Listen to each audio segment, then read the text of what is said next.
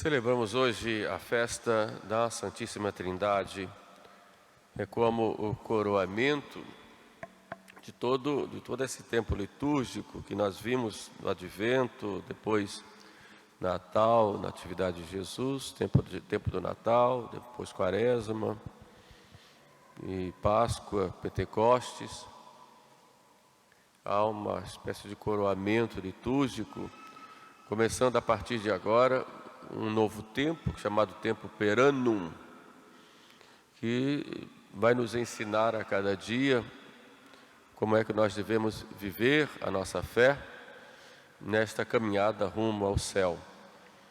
Então nós chegamos na Santíssima Trindade e partimos também da Santíssima Trindade. A Santíssima Trindade nos foi revelada pelo próprio Jesus.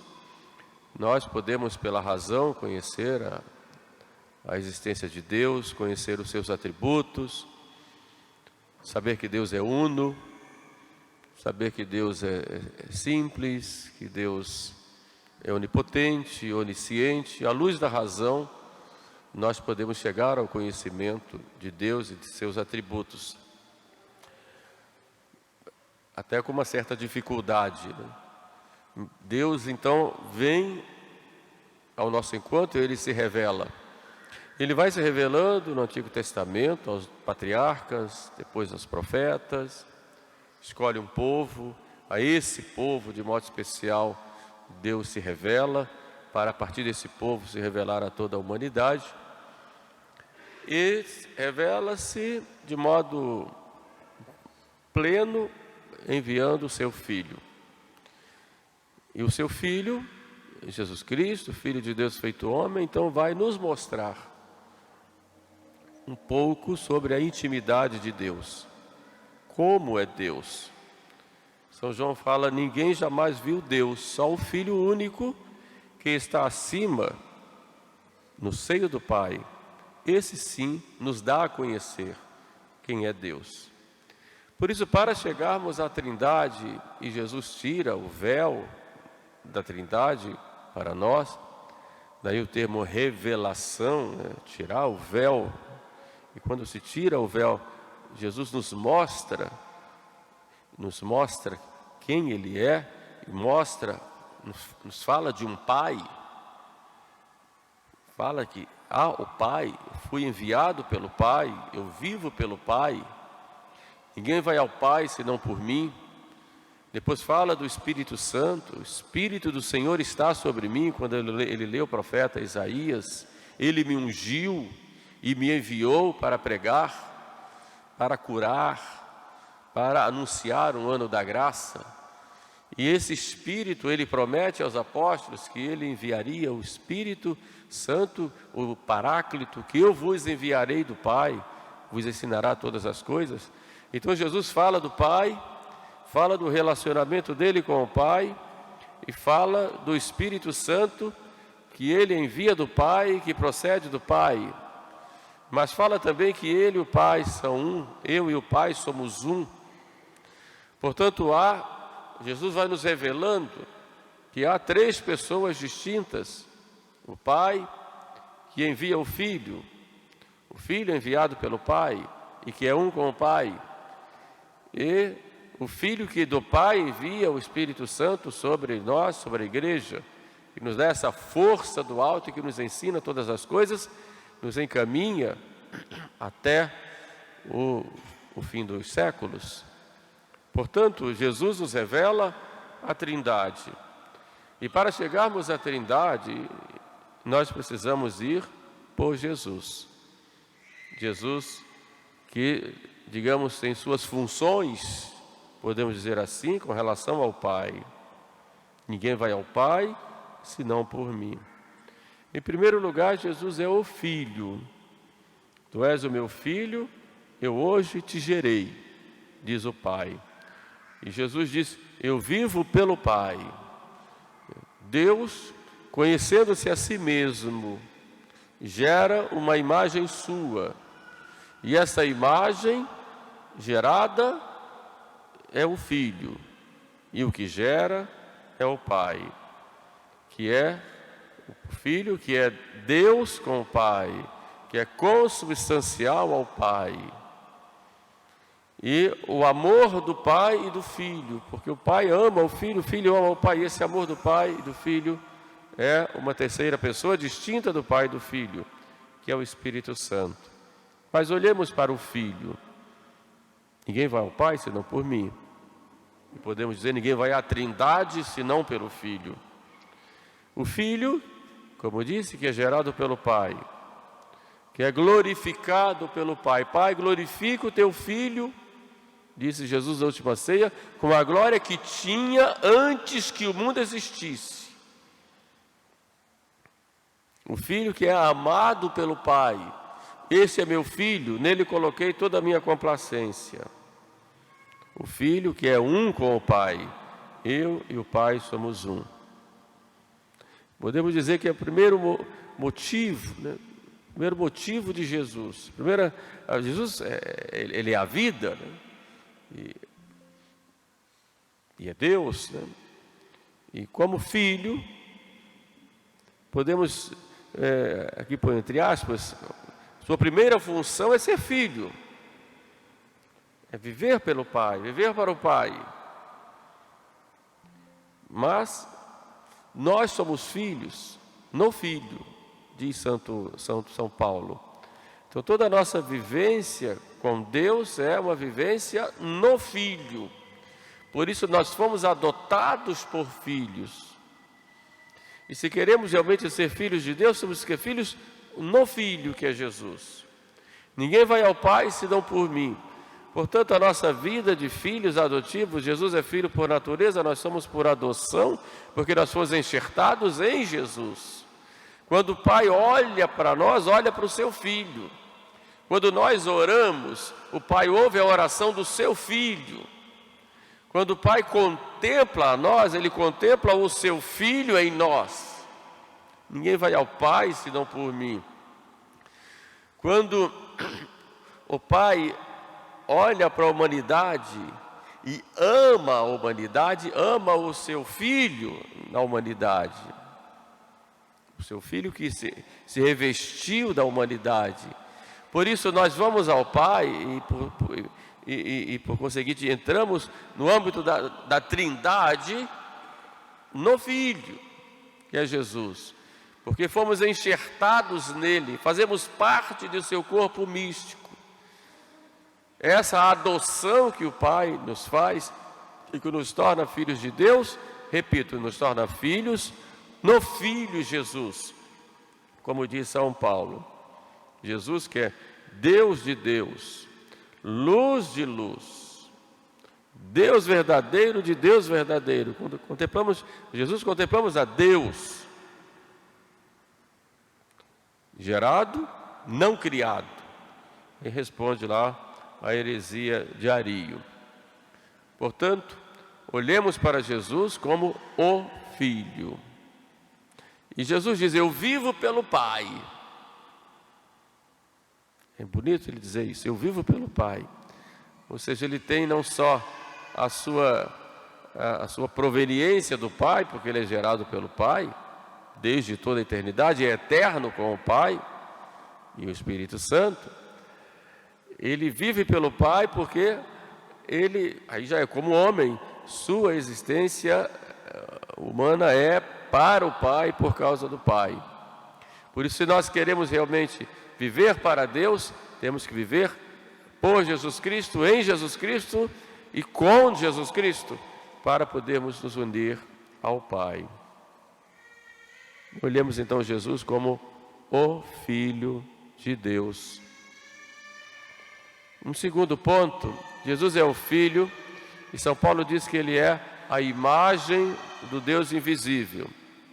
Deus invisível se torna visível para nós na pessoa do seu Filho. São Paulo diz, ele é o esplendor da glória do Pai, é a figura de sua substância. Então queremos contemplar a Deus, Deus nos dá essa graça de contemplarmos no seu Filho. E o Pai contempla o Filho. e contemplando o Filho, vê nele suas perfeições.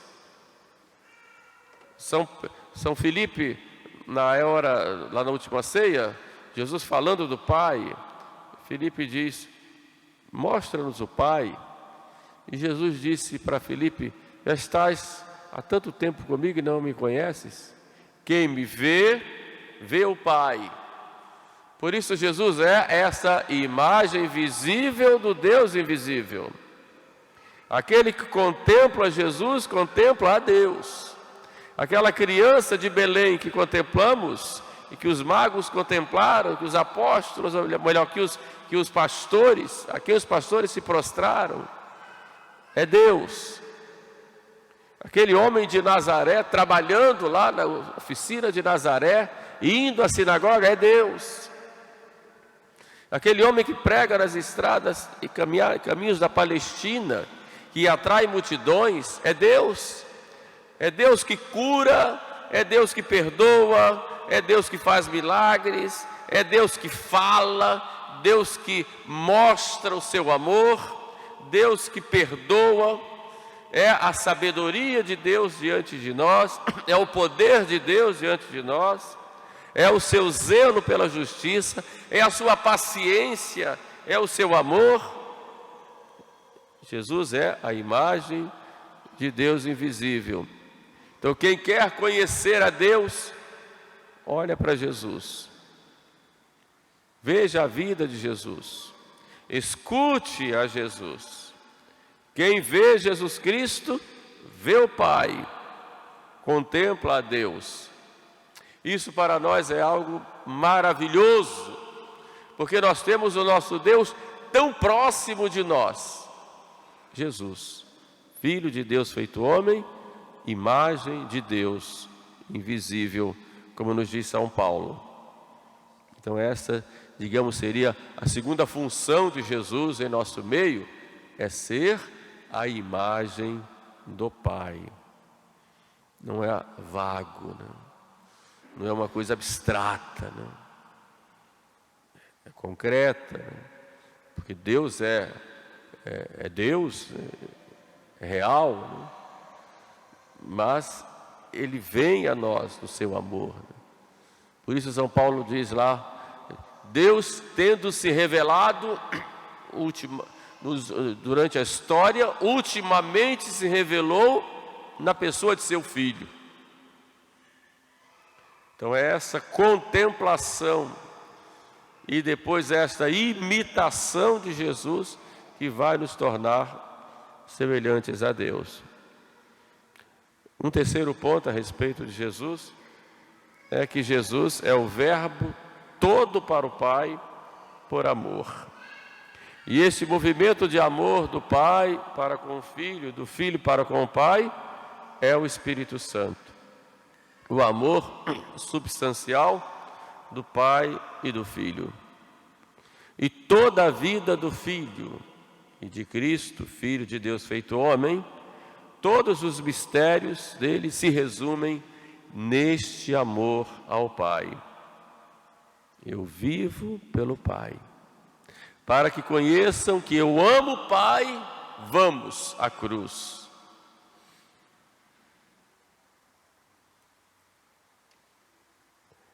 E o cuidado de Cristo é tão grande pela glória do Pai, pelo amor do Pai, que chega alguém para ele e diz: bom mestre.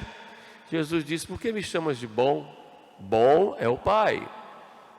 Não é que ele não fosse bom, mas a sua bondade, o seu amor, é um amor no Pai. E para não tirar essa glória do amor do Pai, ele diz: bom é o Pai. Ele é bom também, é claro, sabemos disso. Mas esse amor, o amor de Cristo pelo Pai, vai às últimas consequências. Pai, se é do teu agrado, afasta de mim este cálice, mas não se faça a minha vontade, mas a tua vontade, porque ama o Pai. Eu os amei porque amastes primeiro, diz Jesus na última ceia. E que sejam todos consumados no amor, e que conheçam que tu me enviastes. Que todos sejam um, como eu e tu, ó Pai, somos um. Esse é o amor de Cristo pelo Pai e ao Pai. Mas Ele faz com que nós participemos desse amor, quando nos diz: e guardardes os meus mandamentos, permanecereis no meu amor. Então a condição para nós vivermos o amor de Deus é guardar os mandamentos de Jesus. Faço sempre, Ele diz, aquilo que é do agrado do Pai. E o amor vai às últimas consequências, vai à cruz. É assim que nós entramos no mistério da Trindade, não apenas especulando, que é importante a gente conhecer a doutrina, a teologia da Trindade, tanto quanto é possível, porque é um mistério, e os mistérios estão acima da nossa inteligência, acima da razão. Então nós cremos, porque assim nos revelou Jesus. Mas nós entramos nesse mistério, que é o mistério de amor, dessa intimidade das três pessoas, mas entramos por Jesus Cristo. São Paulo diz: Ele nos predestinou para a adoção de filhos por Jesus Cristo.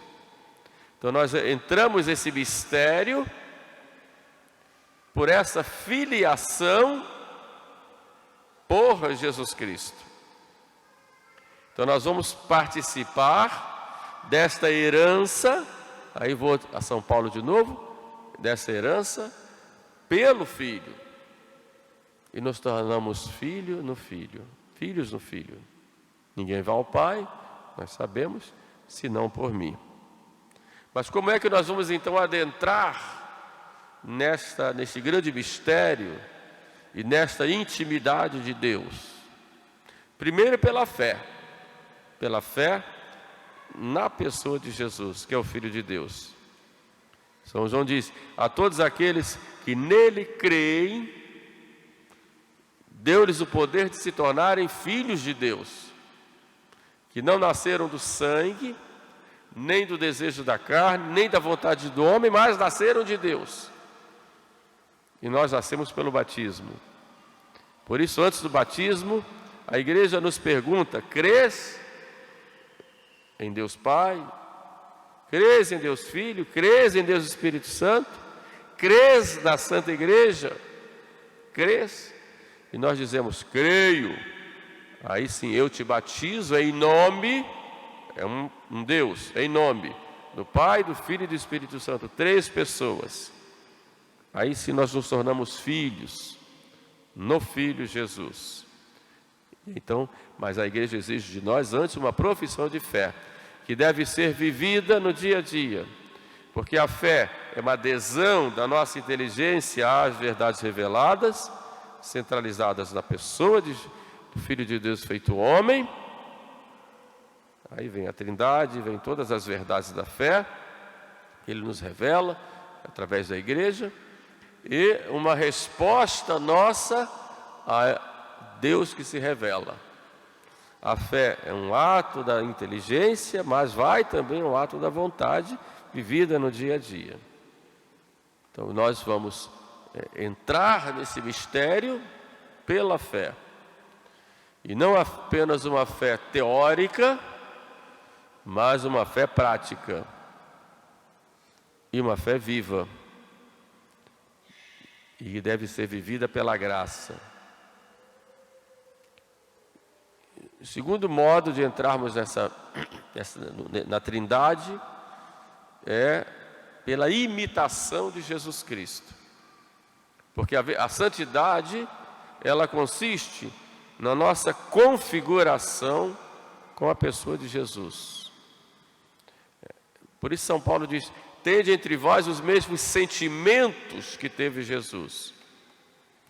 Daí a nossa vida de católicos deve ser um constante meditar para viver e imitar Jesus, e fazer que a nossa vida seja Ele, e seja dele, e seja uma imitação e, num certo sentido, uma repetição dele.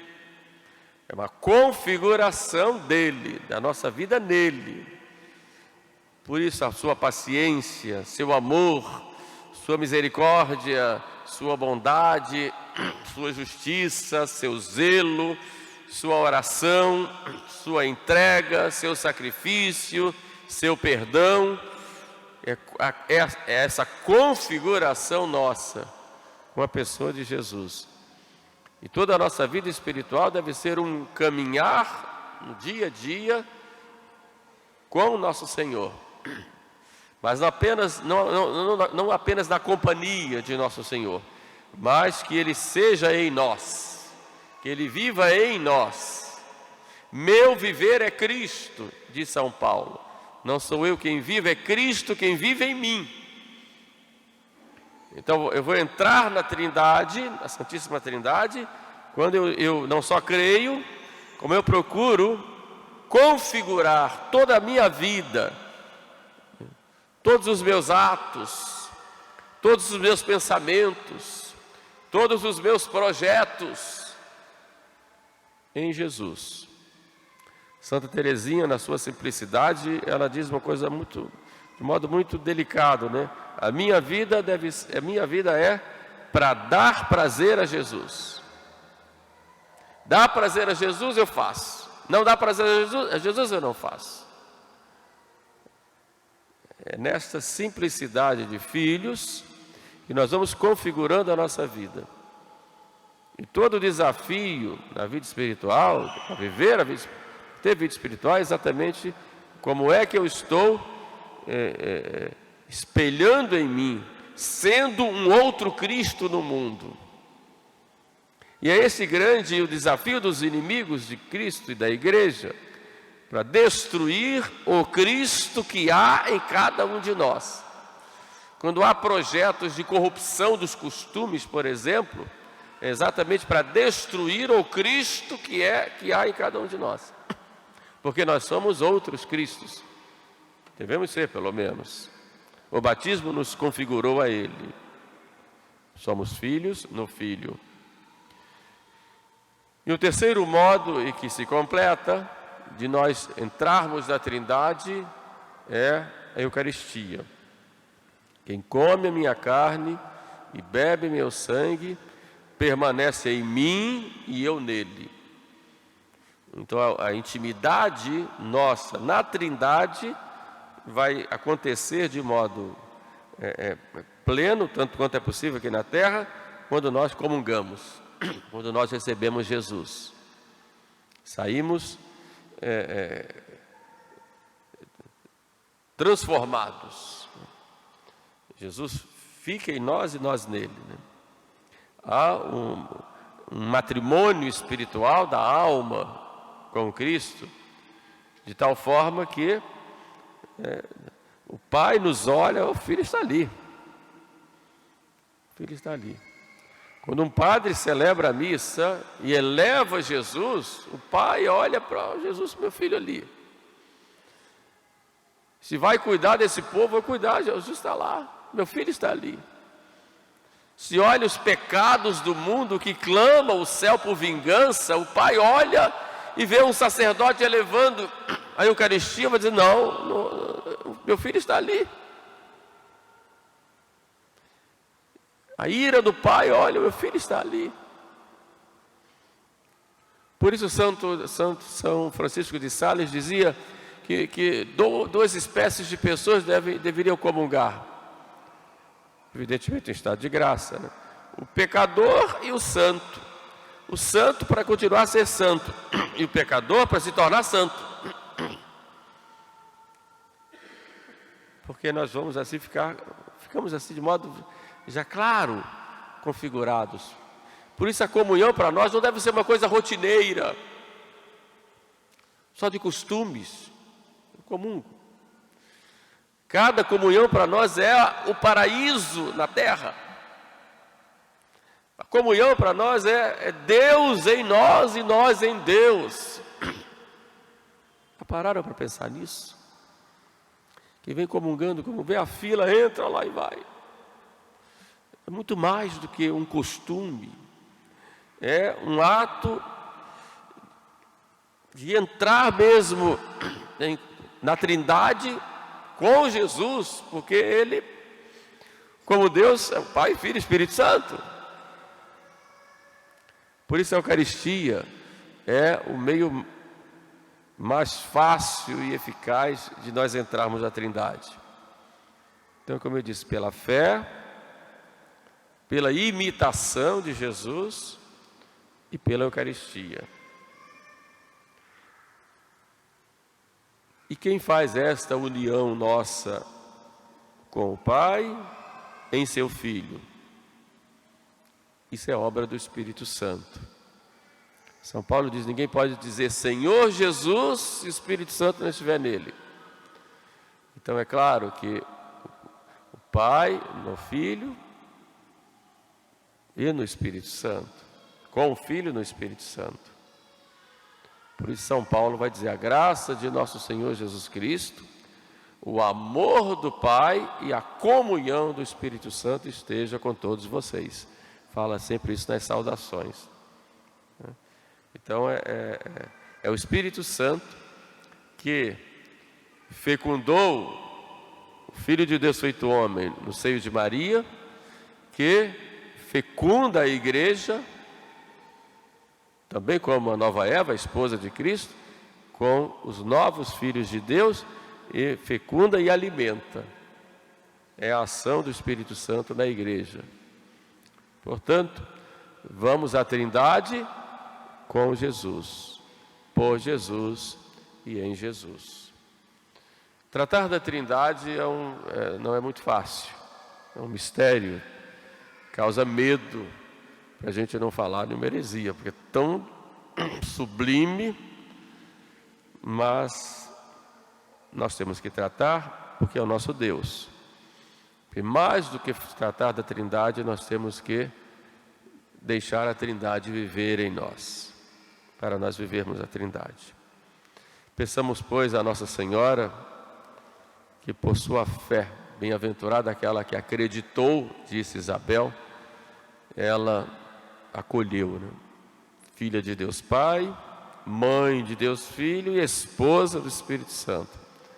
Que ela nos dê essa alegria, né, de podermos permanecer neste seio da Trindade, já aqui na terra, e depois contemplando, e aí sim, contemplando Deus face a face, lá no céu. Louvado seja nosso Senhor Jesus Cristo. Então agora, com mais atenção, com mais força, né, vamos professar a nossa fé, rezando aí o credo de Nicéia e Constantinopla,